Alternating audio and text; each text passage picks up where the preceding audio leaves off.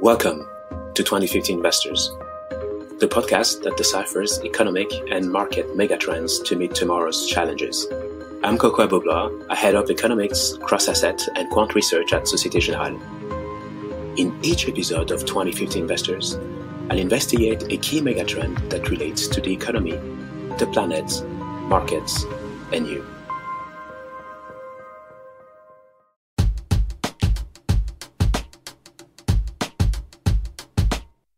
What does the myth of Cassandra, daughter of Priam, king of Troy, and the fable of the frog in boiling water tell us about the planet and the need to reach net zero greenhouse gas emissions by 2050?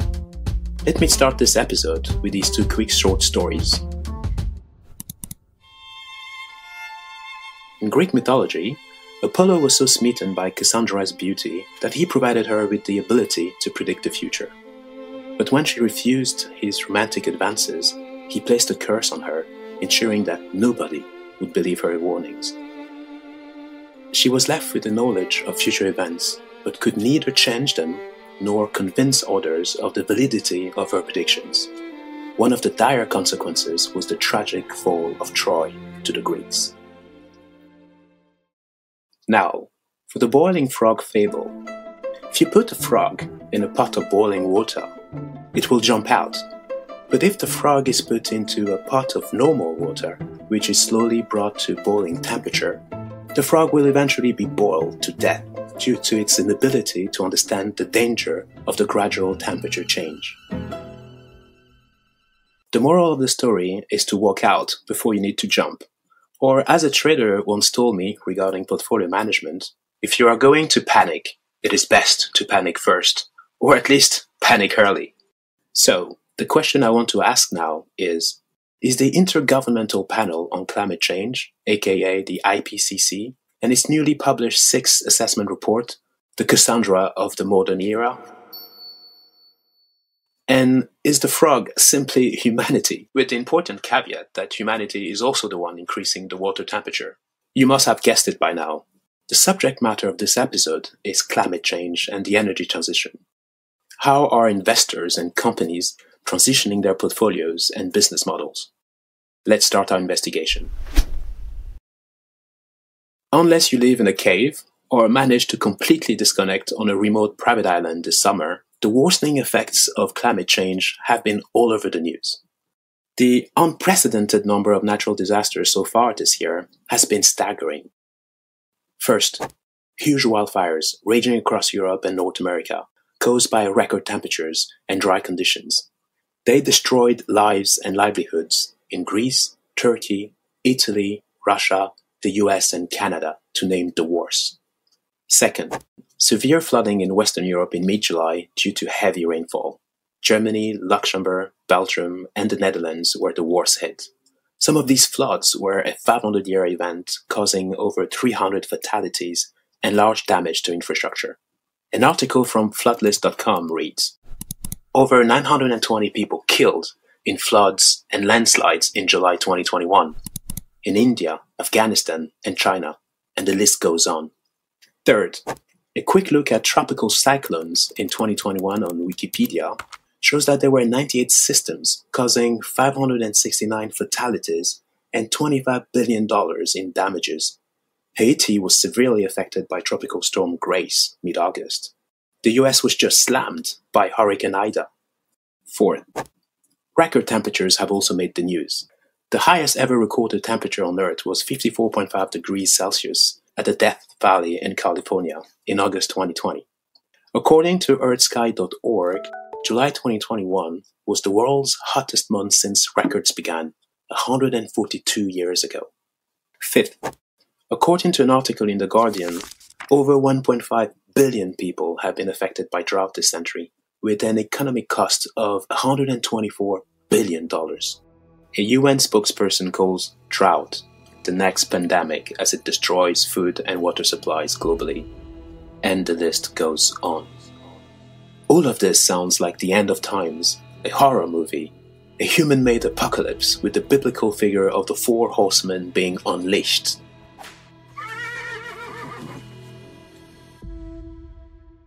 Okay, let's pause for a second before I get depressed, or worse, I depress you for the rest of the day.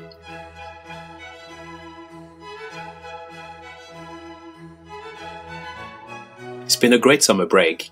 We're gradually reconnecting with colleagues, friends, and family. The sun is shining. There is a nice little breeze. I even won my morning squash matches 3 days in a row this week. COVID-19 cases are rising, but seems under control. Everything looks fine around here, doesn't it? Hey, but wait. I won't be fooled. I don't want to end up like that frog, in boiling water, going through life unable to notice gradual changes that will become big problems later. Here's why. In late July, there was a big but short thunderstorm which led to severe flooding across London, as the drainage system could not cope with so much rain in such a short period of time. The equivalent of a month in 45 minutes.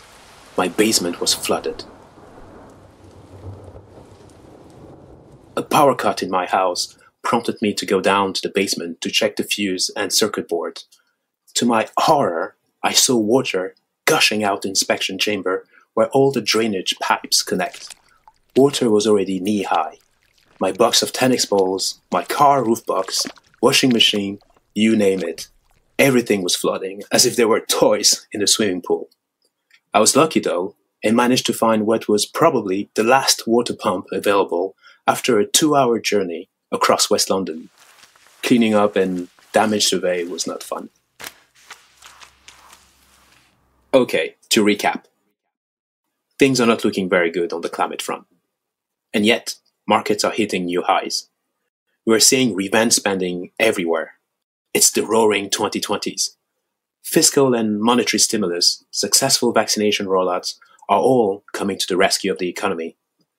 This is simply because the water temperature is obviously not hot enough for the proverbial frog in us to panic, at least for those not directly affected by climate change. To be fair, however, ESG priorities and energy transition have also been all over the news, and decisive statements on bold commitments are being taken everywhere.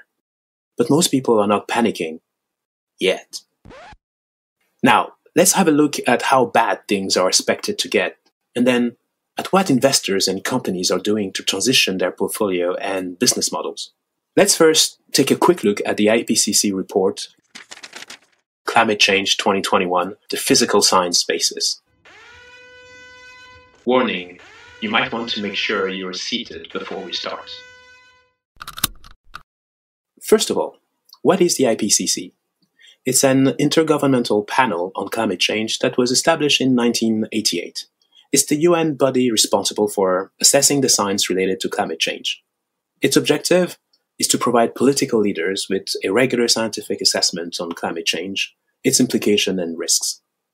It also puts forward adaptation and mitigation strategies. Thousands of people from all over the world contribute to its work.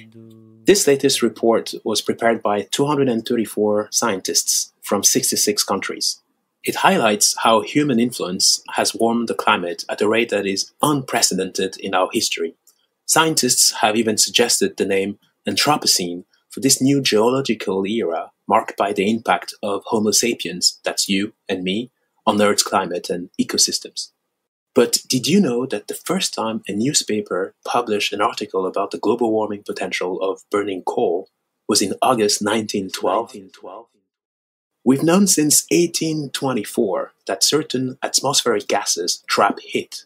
That's close to 2 centuries ago. And in 1896, Svante Arrhenius was the first scientist to claim that fossil fuel combustion may eventually result in global warming, and proposed a relationship between CO2 and temperature. But back to the IPCC report. Its findings were quite a wake-up call for me. So I've decided to really take the time to share with you 9 of my main takeaways. It's a lot, but believe me, it's important information. So here we go. 1. In 2019, atmospheric CO2 concentrations were higher than at any time in at least 2 million years, and concentrations of methane and nitrous oxide were higher than at any time in the last 800,000 years. 2. Global surface temperature has increased faster since 1970 than in any other 50-year period over at least the last 2,000 years. 3. Since 1900, global mean sea level has risen faster than over any preceding century in at least the last 3,000 years. Is London going to be underwater in a few centuries? We are on an island after all. 4. Over the next 20 years, global temperature is expected to increase by 1.5 degrees since pre-industrial levels. 5. Global warming of 2 degrees will be exceeded during the 21st century, unless we rapidly and deeply reduce CO2 and other greenhouse gas emissions in the coming decades. Achieving the 2015 Paris Agreement goals will be beyond reach. 6. Evidence linking extreme weather events such as heat waves, heavy precipitation, droughts, and tropical cyclones to human activity is strengthening. 7. Extreme sea level events that previously only occurred once in 100 years could happen every year by the end of this century. This means more frequent basement flooding. A quick word of advice, by the way, make sure you install non-return valves in your houses. 8. Further warming will amplify permafrost thawing, resulting in a massive time bomb as methane trapped in the permafrost will heat the atmosphere a lot more than CO2. 9. Changes to the ocean, including warming, more frequent marine heat waves, acidification, and reduced oxygen levels, affect both ocean ecosystems and the people that rely on them. This means more famine, hunger, food shortages, and inflation potentially. Okay, so that was a snapshot of the bad and ugly news. What about the good news? Well, stabilizing the climate will require strong, rapid, and sustained reduction in greenhouse gas emissions to reach net zero CO2 emissions. Limiting other greenhouse gases and air pollutants, especially methane, could have benefits both for health and the climate. This could stabilize global temperature in 20 to 30 years. Ahead of the crucial COP26 climate conference in Glasgow in November, all countries, and especially the advanced G20 economies, need to join the Net Zero Emission Coalition. They need to reinforce their premises on slowing down and reversing global heating with credible, concrete, and enhanced nationally determined contribution, aka NDC, that lay out detailed steps. So, easy peasy, no? How loud does Cassandra need to get? If you have not panicked by now, maybe it's time to jump and take action. And speaking of actions, let's now look at what the corporate world is doing to tackle this challenge. Companies have made big announcements on major commitments to reduce their emissions and do their part to facilitate the energy transition. The move away from fossil fuel is key, but this might be easier said than done. One of my colleagues sent me an article on the number and quantities of commodities needed to build clean energy. Picture this. Building a single 100 megawatt wind farm requires 30,000 tons of iron ore, 50,000 tons of concrete, and 900 tons of non-recyclable plastic. A 100 megawatt solar development requires cement, steel, aluminum, and glass 150% greater than the wind farm. The 1,000-pound lithium-ion battery one can find in most electric vehicles requires roughly 20 pounds of lithium, 30 pounds of cobalt, 60 pounds of nickel, 90 pounds of copper, 110 pounds of graphite, and 400 pounds of steel, aluminum, and various plastic components.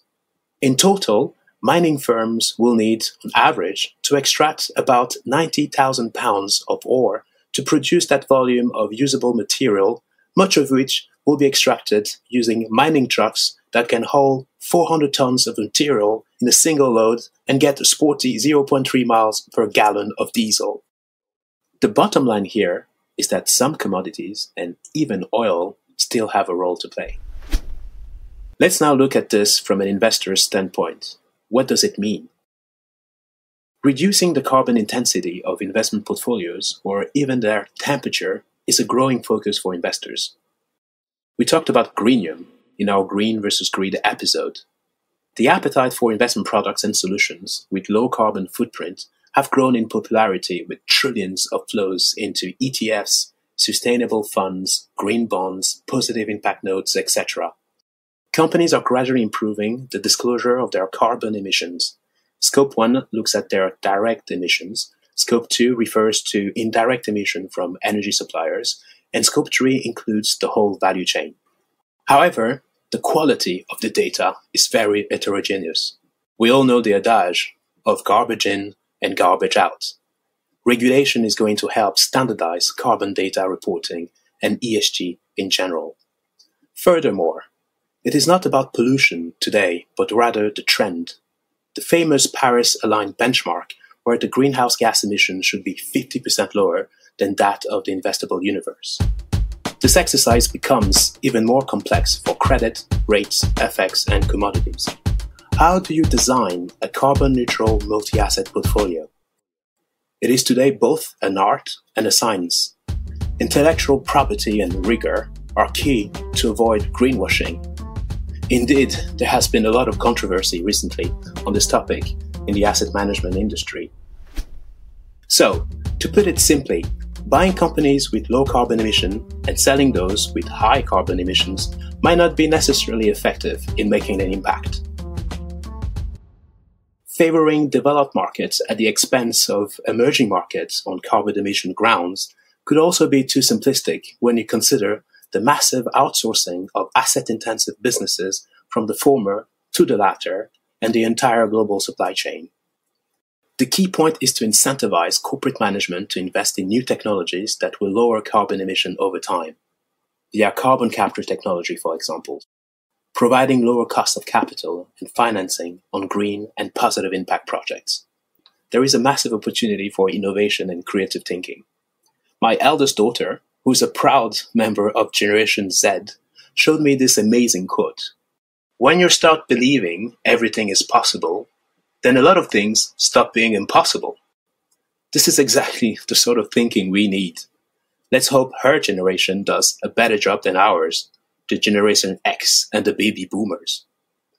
To quote Mark Twain, they did not know it was impossible, so they did it. Let's now get the point of view from a company at the heart of the energy transition with our special guest from Shell.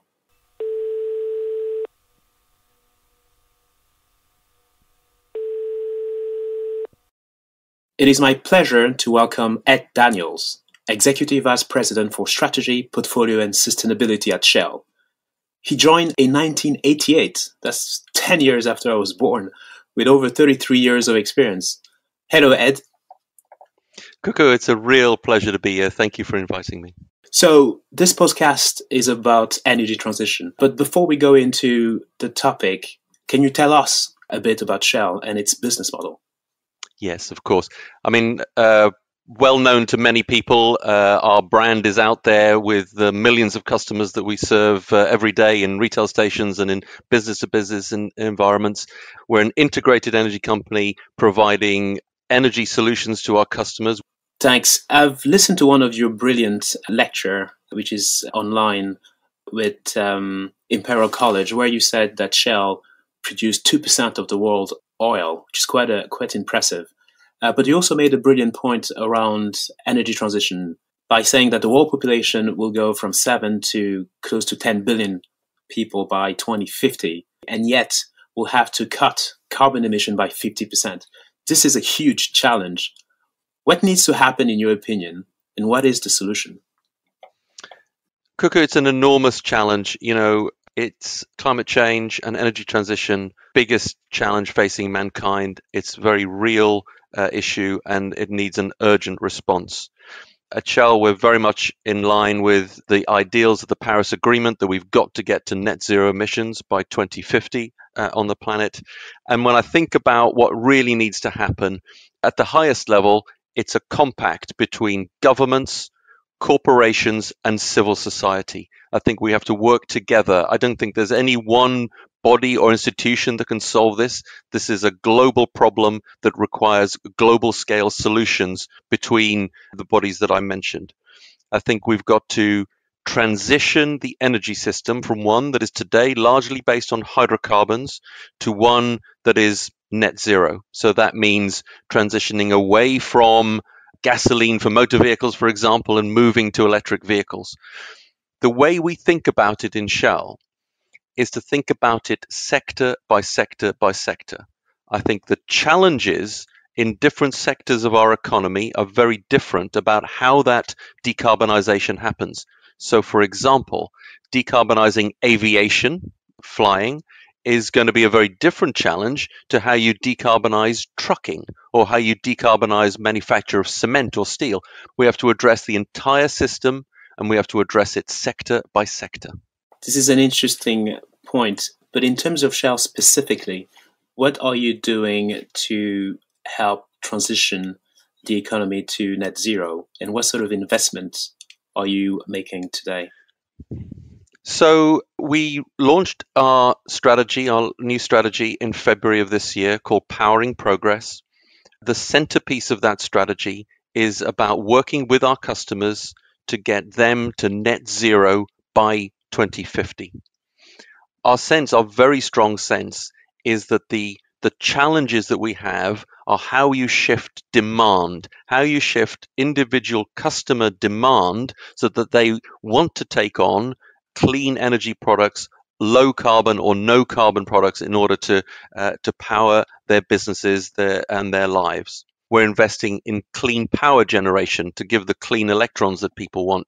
We're investing in biofuels.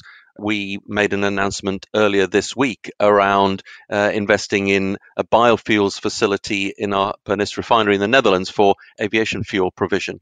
We're investing in hydrogen production that could well be used in truck applications, could be used in shipping applications, could be used in storage, the decarbonization of steel manufacture as examples. And then, of course, in addition to that, I don't think it'll be enough to provide only the low carbon or no carbon products.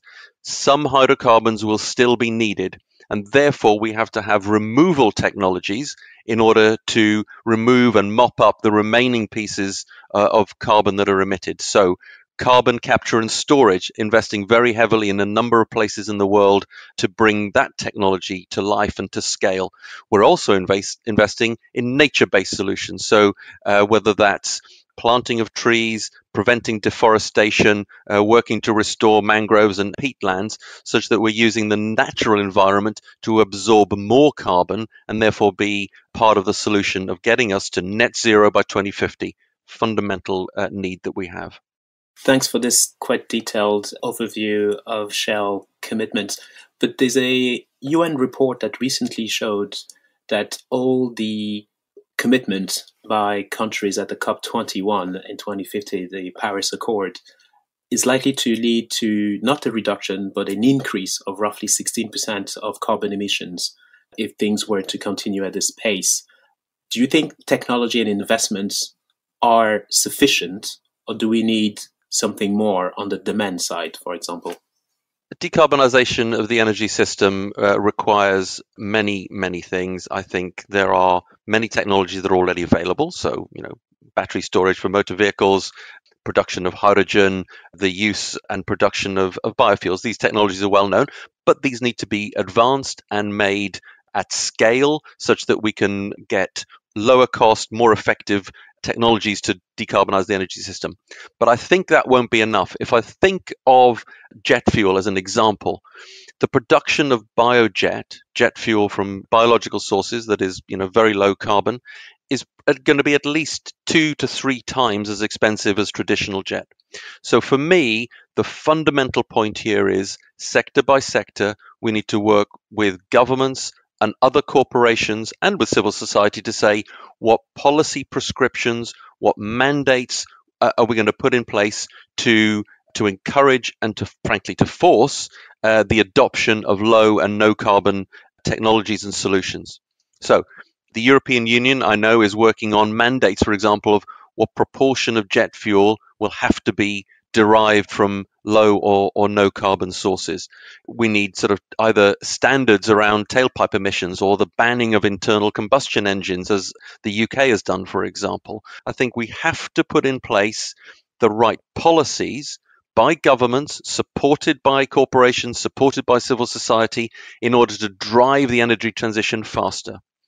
The UN report is absolutely spot on that if you look at the nationally determined contributions, we're not making the right levels of progress. And for me, the challenge governments have, it's very difficult to have a one big lever in your country that says this is how I drive down my nationally determined contributions. That's why I so strongly believe in this sectoral approach, because it is only when you go down to the level of detail of an individual sector that you've got a lever to pull. How am I going to decarbonize steelmaking? How am I going to decarbonize cement? How am I going to decarbonize aviation? Those sorts of practical policy choices, those practical developments of technology, I think that is the fundamental way we'll drive down carbon emissions and get to the goal of the Paris Agreement and get to net zero emissions by 2050. Thanks. One last question. What will shale look like in 2050? Is it an endangered species, or is it likely to evolve through a Darwinian process of evolution by climate change selection? Well, I think large integrated energy companies have a huge amount to offer in driving the reduction of carbon in the energy system and driving us towards net zero emissions by 2050. I think large integrated energy companies understand and know the energy system, the complexity, the scale, the integration, the global nature. They understand it probably better than any. My view is we should be very much part and center to helping make that transformation happen. In 2050, there'll be many things that you recognize about our company. You'll recognize the brand. You'll recognize our dedication and focus on customers and working with customers to help them drive energy solutions. What you won't recognize, I suspect, is the mix of products. The mix of products are bound to be completely different.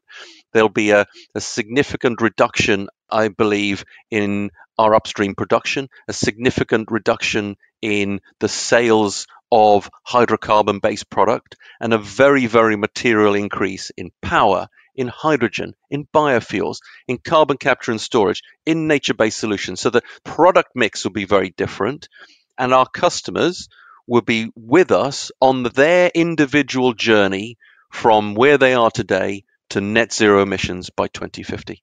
Great. Thanks a lot, Ed. This was a very good insight, and hopefully we'll catch up in person at some point, but this wraps it up.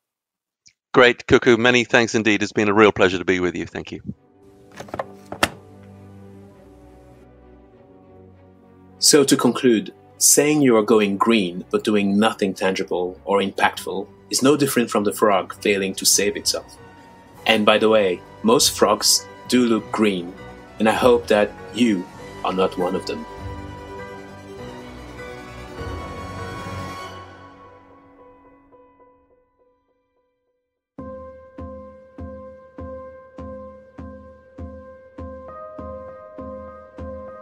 Thank you for listening to this episode of 2050 Investors, and thanks to Ed Daniels for sharing some useful insight with us.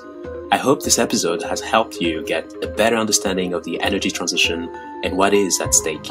You can find the show on your regular streaming apps. Please subscribe, leave some stars on Apple Podcasts, leave comments anywhere you like, and spread the word.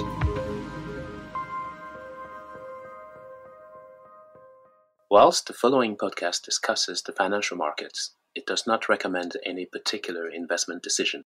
If you're unsure of the merits of any investment decision, please seek professional advice.